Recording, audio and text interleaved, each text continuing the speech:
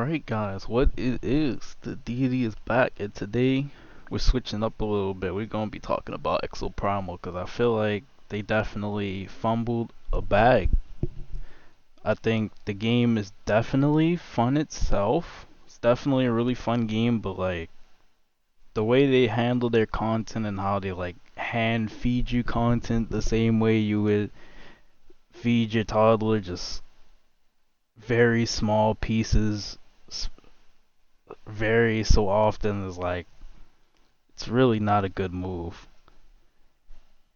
And I get that this game is technically an extraction shooter, but the repetition of this game is a bit different than like Tarkov and the Cycle because both games you do kind of like fight the same monsters in the PvE portion, but the difference in the players that you can meet at any point keeps those games spiced up. But this game is also supposed to be more of a co-op experience. And I think the co-op experience gets stale very quickly when you're fighting the same dinos over and over again, and you're doing the same objective types over and over again, and then you're doing the same final mission over and over again while you're progressing the story. Oh yeah, I forgot to mention at the beginning. This is all I'm saying is not based off of where I'm at. I'm at about 57 hours into the game or something like that. So I've already beat the story and stuff. I got a little bit more diversity than what I'm talking about, but I'm talking strictly like first 20, 30 hours of the game when you're trying to get this content. Should have specified that from the beginning. But I was looking at some people talk about it on like Reddit and stuff. I was trying to look for it and I've heard that performance influences how fast you progress through certain things or something. I can't confirm that, but if that's true, that's also not the best model, I would say, because everyone can't be MVPs, and if you're not running very specific characters, you're less likely to get it. Even though I think supports have it the easiest technically. I think it's the easiest to stack points as a support player from the beginning, but I just use Barrage as you can see throughout the weeks, and Barrage makes it the easiest. But it's crazy, like this is the first game I've ever played that I recommend that my friends just skip the cutscenes because the story for one is like it's not even all that good. I think like having to watch the story through the progression is just like just as torturous as the content feed as well. Like it like they could have locked me in the basement and forced me to write the whole story of 72 hours. It is still would have been better than this, I think. But that's not really the problem. I think the main problem is the fact that like in order to get the new content to play, the new missions and stuff, you have to progress through the story. And I don't know if anyone has like the if anyone knows how long it takes or if there's a designated amount of hours that is supposed to take in the easier way to complete all of that. So realistically, I think I finished the story around 25, 28 hours. When realistically, if it was a campaign playlist, it probably would have been 8. If even that, like an 8 hour story, just stretched across 20 plus hours. And like, I didn't really start getting more content until around like I think 12 to 15 hours. So really just 2 days of no life in this game. And I think that's a really bad business model because if you're not like straight no life in this game, it could potentially take you like a whole week or two just to actually like get to fight the DLT Rex and have more diversity in like mission types and stuff. And I think it's a very bad business model. We pretty much paid, well, I didn't pay, I played it through Game Pass. But people that paid, you're paying for a full retail price game, live service game. And I don't think that is what people want. I also think the way that the story progresses with you playing multiplayer missions, I don't know any game that's like necessarily successful with, because people didn't even like that with Titanfall 1, which is why they changed it with the second one. I don't really think it's a business model that people have wanted, but that's again not the problem. The problem is that the missions and the final missions and all the extra modes are gate kept behind it. And also the fact that we don't have a PvP focused mode, and the PvE focused mode is supposed to release on the 28th, even though it's already in the game. If you beat the story, the 10 of us that probably haven't touched grass in a while finish the story, it just says coming soon. It's already in the game, but it's not accessible until the 28th, which I'll be covering the mode here. Show some gameplay, so if you want to see if it's worth completing the story, you can watch it here. But I think it's a bad business model because it kind of forces you to go through X number of hours just straight repetition.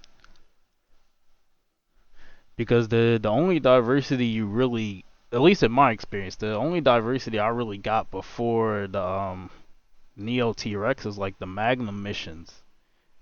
And the Magnum missions are a drag too because of Magnum's brain dead AI.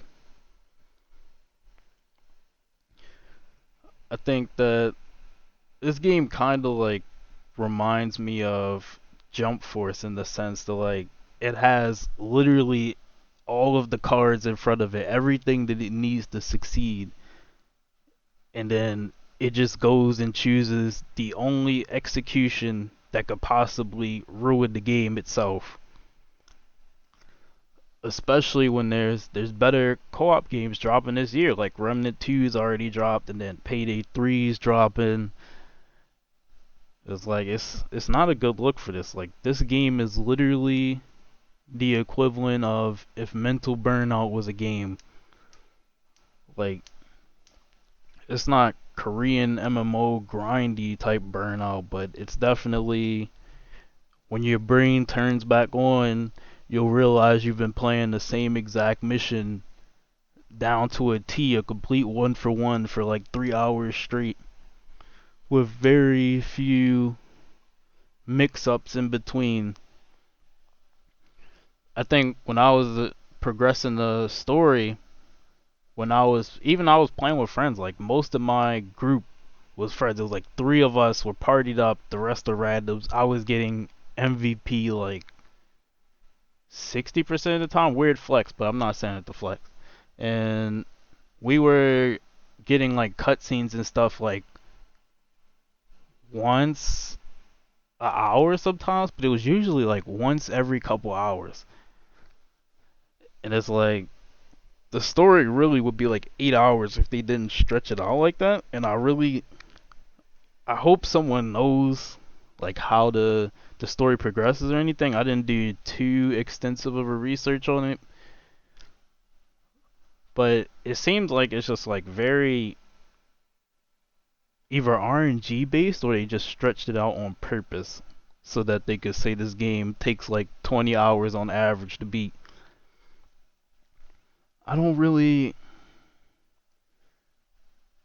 I don't really think it's a good business model because it creates this system to where Exoprimal is always going to be a turn your brain off type game.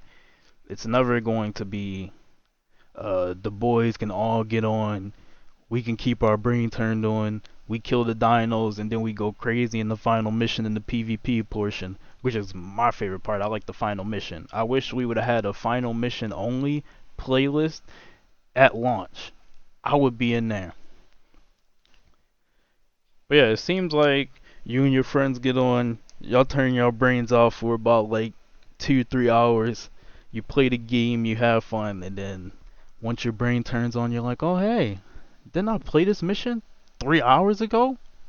The same exact formula? I think I'm gonna get off and play GTA or something. kind of reaches that.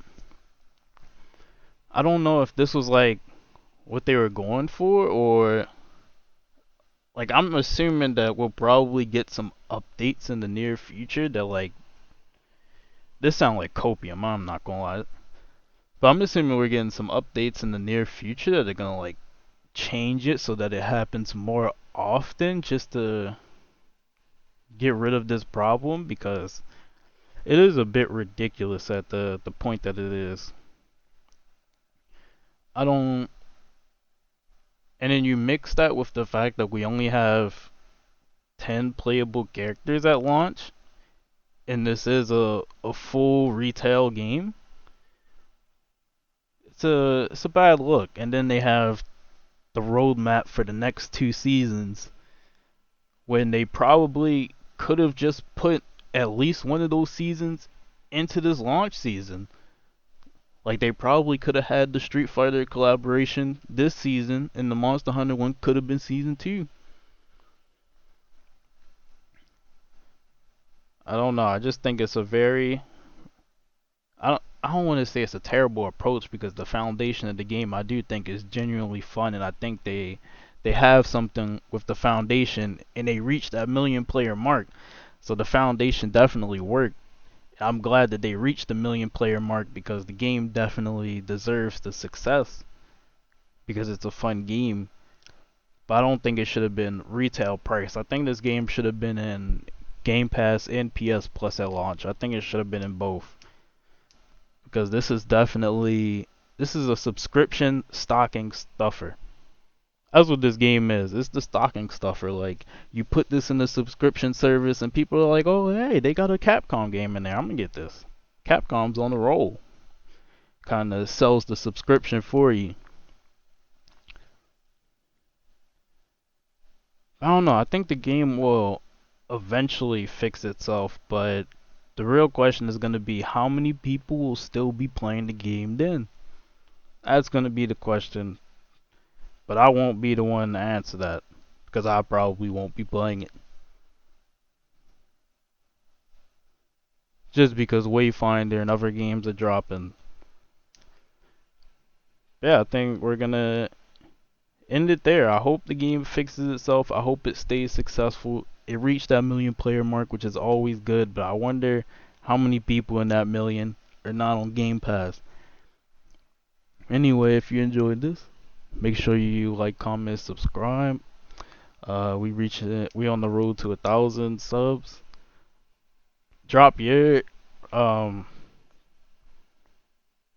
drop your thoughts on this game in the comments below. I'm very curious to see how y'all feel about this game because I don't even know if my opinions are a hot take or like they're on the money or a little bit of both. Probably both. But I'm very curious to see how y'all feel about this game. I plan on having more commentaries on here too, but I do also plan on keeping the silent gameplays as well. I have a few games that I have upcoming for the schedule. Wayfinder is one of them. I have some in the distant future. That's Power World. I have some more. I do want to do some more cassette B stuff. I plan on starting a randomizer run or a Nuzlocke, one of the two, probably both combined. I have some more stuff planned for that. If I can get the money, I'll be doing Armored Core and maybe Remnant 2, but that depends on what the budget's gonna be looking like. But yeah, the deity is out.